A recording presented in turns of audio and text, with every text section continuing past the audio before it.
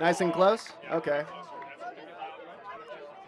And, ma'am, I want to hear from you again in a sec. Okay? Yeah. Yes. Hi. How are you?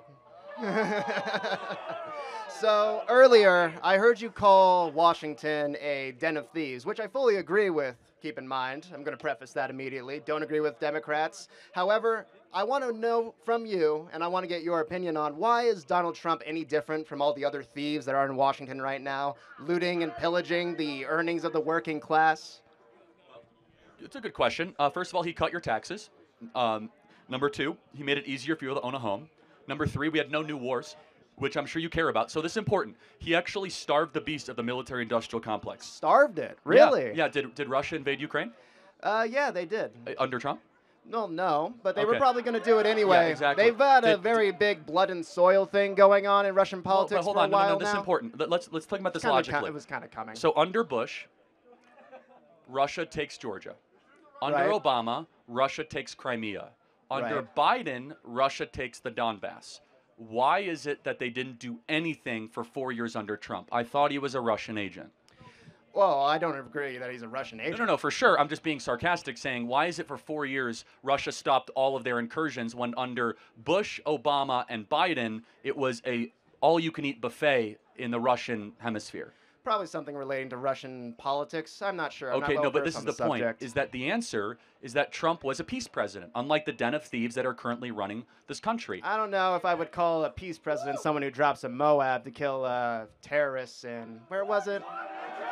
It was ISIS, I believe, right? He just dropped a Moab on that mother. Which is pretty cool. Keep in mind. No, I mean, I do want to ask a question. What is a terrorist? A terrorist is someone who, well, commits terrorist acts, bombings, shootings. Sure. Let's see, what else? So should those people be... Well, if they're threatening the life of their fellow countrymen, then probably, yeah. Okay, so we have no moral difference on that. No, but I think it's interesting that you call him a peace president when he does that. You excuse this military action and call him a peace president, even though I mean, it's very I'm not saying important. that the target was not justified. Keep in mind. Fair enough. No, but again, he did not start a new conventional ground war where every president in the last 40 years, including Reagan, has. That's very noteworthy. And so you asked the question, what makes Trump different? I'll tell you one thing, which I think is important.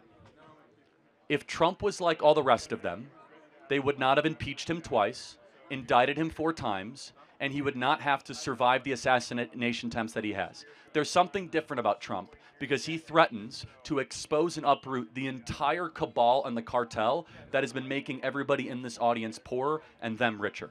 The same cabal that allowed him to become a billionaire? Well, him becoming a billionaire was building great hotels and buildings, not Right, the off of a loan from his father. Right, yeah. Okay. And it's also, I mean, this is interesting. People criticize the loan. If I gave you $1 million, could you turn it into $5 billion? Probably not. So it's pretty talented for Trump to turn $1 million into $5 billion, yeah? Well, when you come from a dynasty of businessmen, it's kind of expected you pick it up. Okay, easy. Okay, I'm not going to even get into that. Easy to minimize the success of entrepreneurs when people have built nothing in their life. So, what would convince you that he is? What would, if you would say, I'm now convinced that he's for me? What would that be? Well,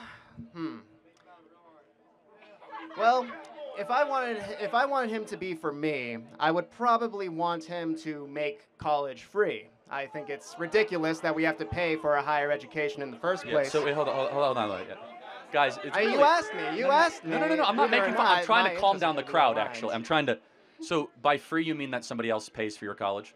Pretty much, yes. Okay, got it. So let's just play this out. I didn't go to college. Okay. You're in college. Why should I have to pay more in taxes so you go to college? Make the argument. Civic duty. I would say that being able to fund the education, the higher education rather, of more people, especially in a modern economy, which is so digitized, things like computers are becoming What are you incredibly studying? important. I'm currently studying psychology. Got it. No, it's incredibly interesting because basically what you're saying is those of you that work harder and produce more, you must fork over by force to those that do not work as hard. Yeah? Would you rather they just keep all their money? CEOs, billionaires, they just don't pay taxes Well, at all? I think a reduction... I think a reduction of taxes. We already pay the majority. You know, I'm part of the 1%. We already pay a majority of the taxes in this country, vast majority of the taxes. And so, what would I prefer? I'd prefer that more people keep your own hard-earned money, and the government shrinks dramatically in its size, because that increases liberty and freedom. Let me tell you what's going to happen, though. It's easy to pick on people like me. One day I'm paying 50%, soon it will be 60%, then it'll be 70%, and then they'll come for you, because eventually I'm going to run out of money. And you can laugh and chuckle, but eventually they're going to come for the working class and the middle class. They already are. They've already come for the working class. Yeah, that but you has know not why? changed. Yeah, because the reservoir is getting dry. Is that eventually? Right. Yes, the reservoir is getting dry. It's easy to roll, and they don't just want to, fund more of their doomed no, programs. it's easy to roll your eyes, and it's easy to criticize rich people, of which I'm very blessed, and that's fine. But have you ever gotten a job from a poor person? Sorry, a job from a poor person. They don't usually create jobs. They Yeah, work bingo. them. Rich people create jobs with the money that isn't taxed by the government. It doesn't have to be a rich person. It could be the government. Oh, wait, hold on. Wait. It could be the government. They can make work programs. Yeah, things the like government that. only creates jobs with the wealth that they extract from the citizenry. The government does not create wealth. The government extracts it, by definition. Yes.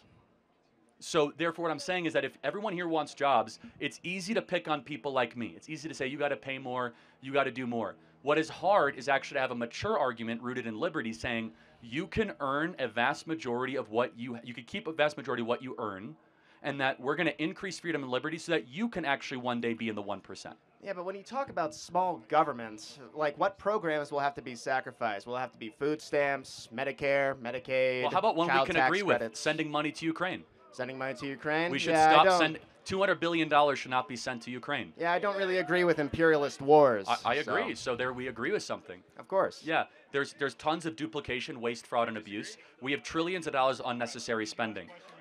You're coming after this in a really good perspective and a good faith argument, and I respect that. My closing argument this will be this, which is that a small amount of entrepreneurs make the world a better place. It is so tempting to be filled with envy, as we call in the Christian tradition, covetousness, which is the 10th commandment. I'm not saying you're a Christian. I'm just saying in the Christian tradition, we believe it, to say, you shouldn't have that. I'm going to take that from you. What is hard but actually makes society better is to restrain yourself and say, when you see a big house, don't say, I don't think anybody should live like this. Instead say, I want everybody to live like this. And that is a totally different perspective. But didn't Jesus also say, render unto Caesar what is Caesar's? No, for sure. I'm not saying I'm not going to pay taxes. That's a different argument, right? So he was talking about pay your taxes if the government issues you a tax bill, of which I do. I also have the right, given by the country and also biblical principles, to protest that and to speak against it, because then you become a subject to the state. So last question, do you trust the government? Absolutely not. We agree. So then if you don't trust the government, shouldn't we stop sending so much money to the government? Well, I prefer if we just had a completely different political framework in the first place. Fair enough, but I think we can agree that... Oh, come on, okay. I like Be my nice, hair. be nice, be nice, be nice. We're trying to be respectful. I think it's rather nice. I use a lot of product. I like it. It's good. Thank you. At least someone agrees. All right, but here's what I'll say. You've come after this in good faith. We agree. You don't trust the government. You want a different political framework. My perspective is, therefore, if you don't trust the government, let's stop sending it so much of our hard-earned money. Thank you so much. I got to get the next question. Thank you.